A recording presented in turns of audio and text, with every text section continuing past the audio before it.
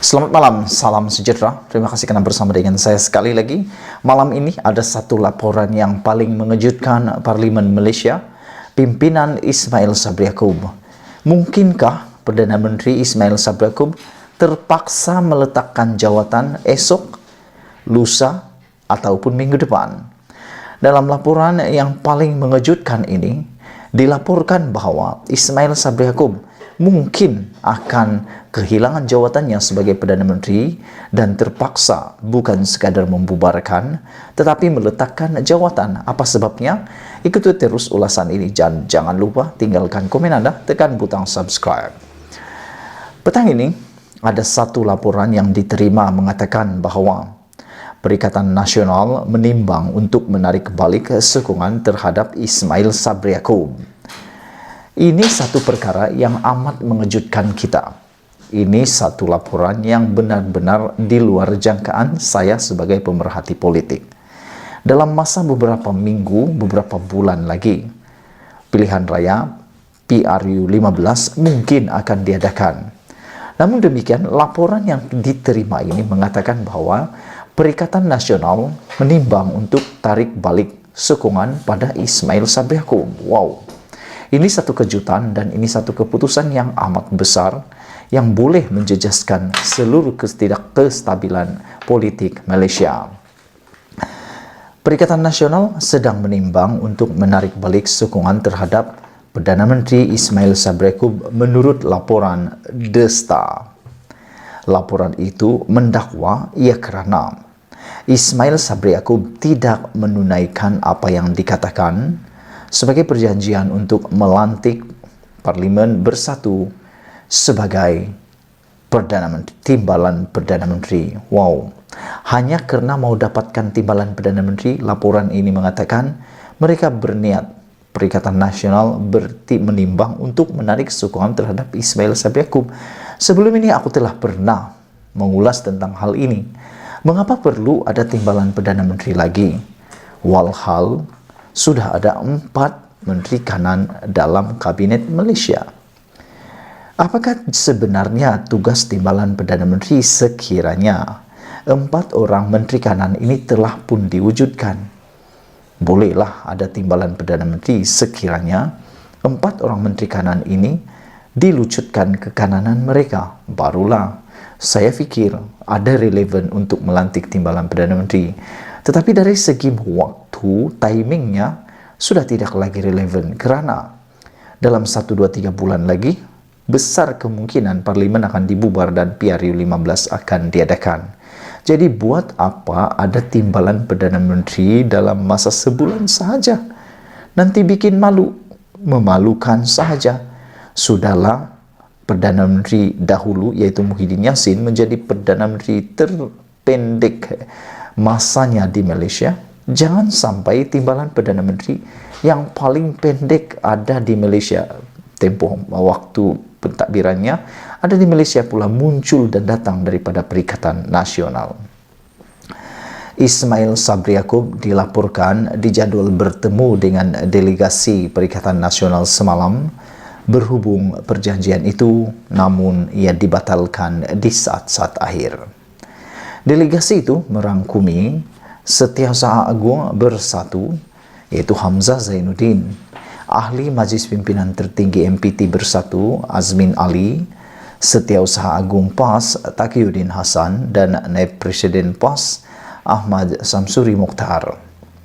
Menurut laporan itu lagi, mesyuarat MPT Bersatu pada Selasa lalu secara umumnya setuju yang sokongan terhadap Ismail Sabri perlu ditarik jika dia tidak boleh dirunding agar menunaikan persetujuan yang telah dicapai. Sehingga kini aku terfikir sebenarnya apa manfaat kepada Perikatan Nasional sekiranya timbalan Perdana Menteri ini betul-betul dilantik dalam masa terdekat ini ataupun esok atau minggu depan. Apa faedah yang diterima oleh Perikatan Nasional? Aku cuba menyiasat, cuba menganalisis untuk dapat mengulas apa kepentingan timbalan Perdana Menteri itu dalam Perikatan Nasional. Tetapi sehingga saat ini, aku belum menjumpai apa relevan dia Apa alasan untuk menerima jawatan timbalan Perdana Menteri tersebut? Karena masanya yang terlalu singkat. Kalaupun dilantik hanya dapat berkhidmat lebih kurang dalam 2-3 bulan. Apakah pencapaian yang boleh diukur sekiranya timbalan Perdana Menteri itu dilantik? Bukankah ini satu pembaziran? Bukankah ini akan hanya memburukkan lagi prestasi, reputasi Perikatan Nasional? Walhal sebelum ini Muhyiddin Yassin terkenal digelar sebagai Perdana Menteri gagal, sehingga terpaksa meletak jawatan.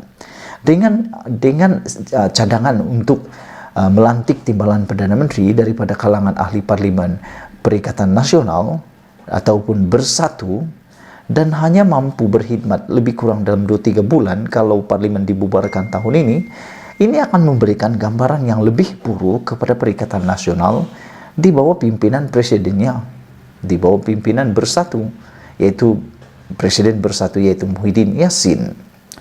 Selain berkenaan perjanjian itu, laporan itu turut membayangkan para pemimpin Bersatu tidak gembira dengan aspek lain kepemimpinan Ismail Sabri.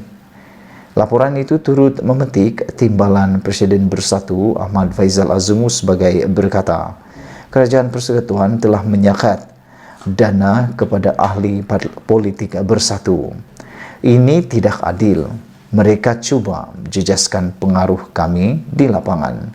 Tetapi ia menjejaskan rakyat, katanya, yang juga Menteri Belia dan Sukan. Yang ini boleh terima. Mungkin mereka menarik sokongan karena dana kepada ahli politik ini disekat. Kalau ini yang berlaku, iya, mungkin ini saya setuju karena ini melibatkan apa yang mereka dapat bangunkan di kawasan mereka. Laporan itu juga mendakwa beberapa tokoh dalam Bersatu kecewa. Mereka disingkirkan daripada jawatan dalam syarikat berkaitan kerajaan JLC yang dipegang sebelum ini. Namun menurut laporan itu lagi, Azmin tidak bersetuju dan keluar daripada kumpulan WhatsApp kepimpinan Bersatu selepas mesyuarat. Azmin memberitahu Desta yang Bersatu perlu terus committed dalam kerajaan Ismail Sabri kerana ia landasan yang betul. Wow. Adakah selepas ini Azmin Ali yang telah tidak bersetuju ini menurut laporan yang kita terima ini, yang telah keluar dari kumpulan WhatsApp kepimpinan Bersatu, akan bersama-sama seperti Zuraida pula, yaitu tiba-tiba keluar parti Bersatu? Kerana rentetan apa yang berlaku sama dengan ceritanya Azmin Ali ini. Mula-mula dahulu Zuraida Kamarudin pun bermula dengan keluar daripada kumpulan WhatsApp kepimpinan Bersatu dan akhirnya benar-benar meninggalkan parti Bersatu. Adakah ini juga langkah pertama Azmin Ali untuk lompat parti?